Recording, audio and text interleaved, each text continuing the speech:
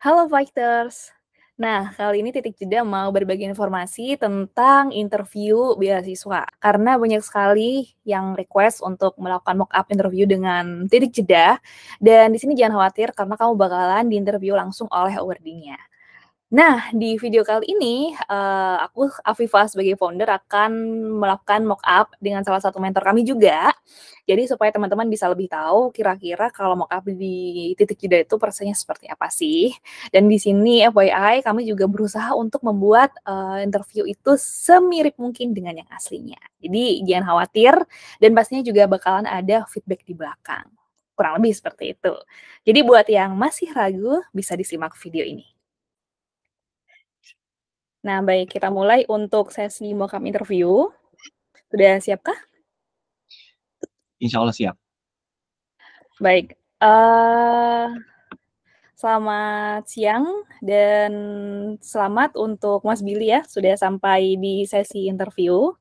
Jadi hari ini kita akan, melakukan sebuah interview kurang lebih waktunya 30 menit, dan saya akan memberikan pertanyaan dalam bahasa Indonesia karena mendaftar di dalam negeri.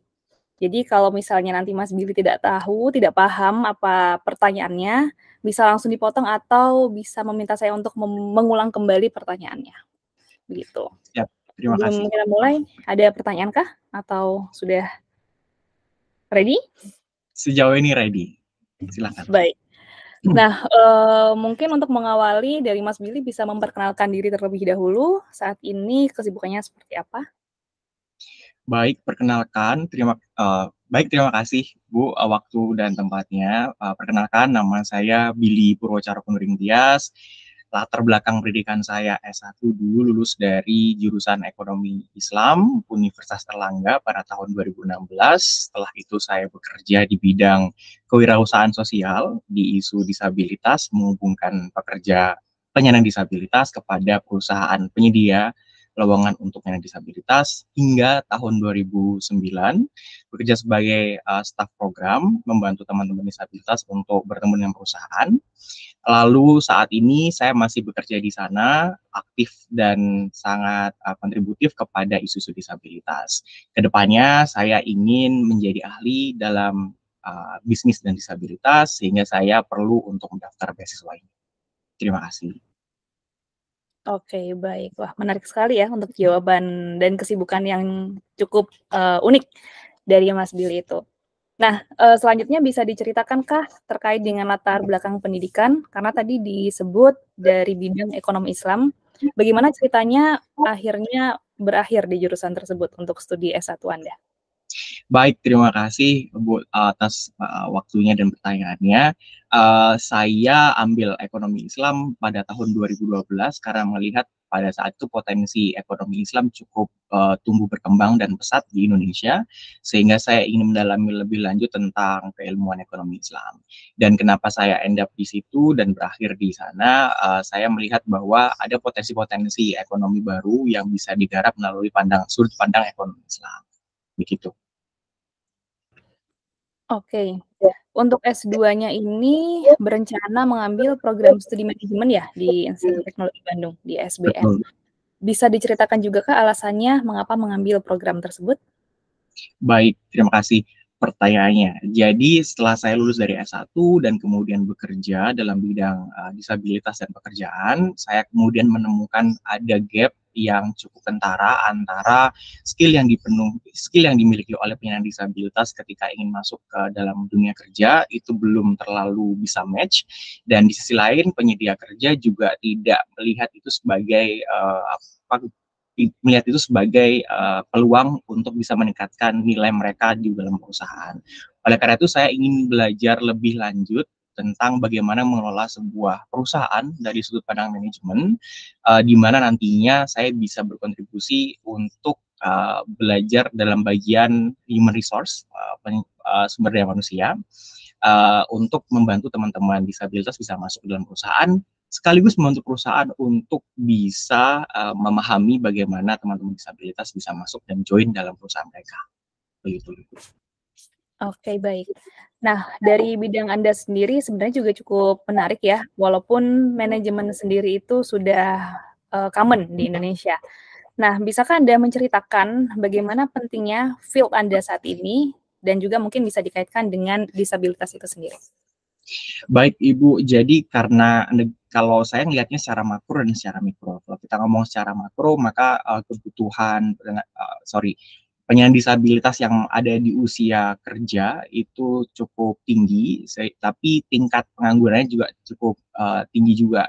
Jadi untuk bisa terserap dalam lingkungan pekerjaan itu cukup banyak tantangan dan perlu adanya pembenahan di sana sini.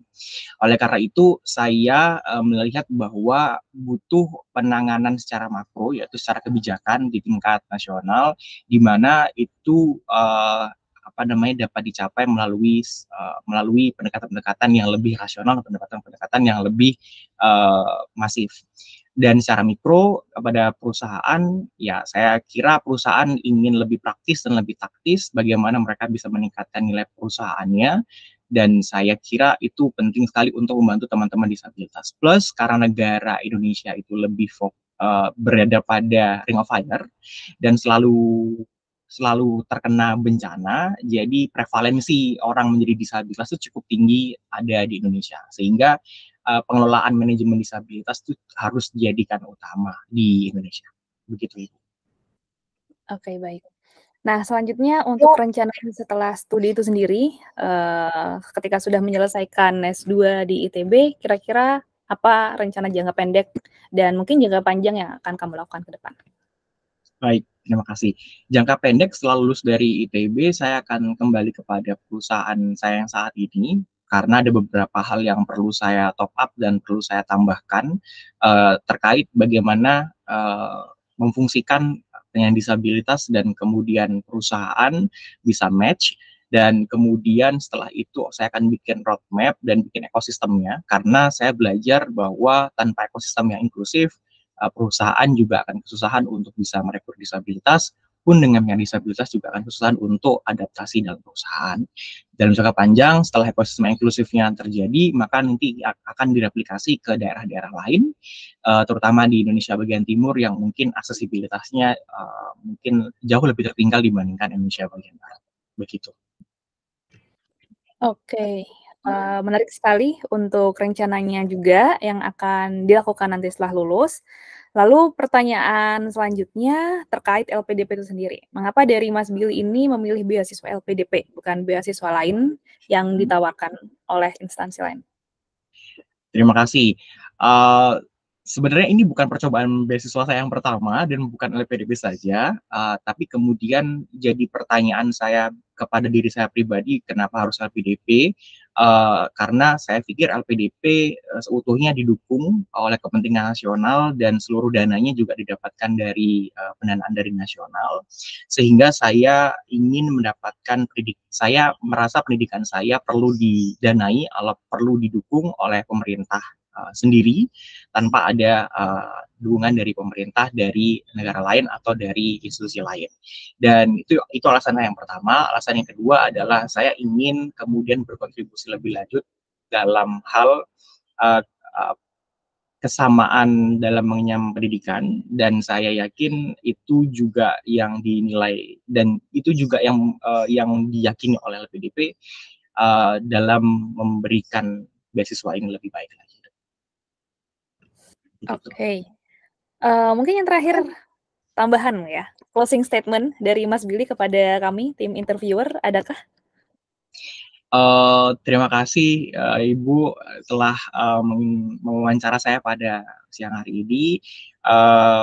Kalau saya sebenarnya kembali lagi kepada bagaimana tujuan saya di awal untuk bisa kembali membaktikan ilmu pengetahuan yang saya dapatkan di perguruan tinggi nantinya bagi kemajuan nasional dan kepentingan nasional, spesifiknya kepada kepentingan inklusivitas dan disabilitas. Dan saya kira nanti Bapak Ibu yang interviewer akan lebih paham di mana posisi dan bagaimana baiknya saya akan ke depan. Begitu. Baik, terima kasih. Mungkin itu pertanyaan yang bisa kami sampaikan. Apakah ada pertanyaan dari Mas Billy sebelum kita akhiri sesi hari ini?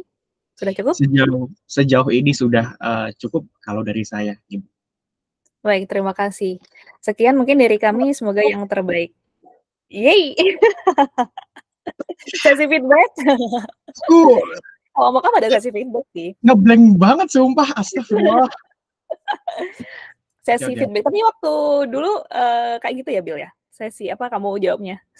Atau lebih luas? Maksudnya, oh lebih luas.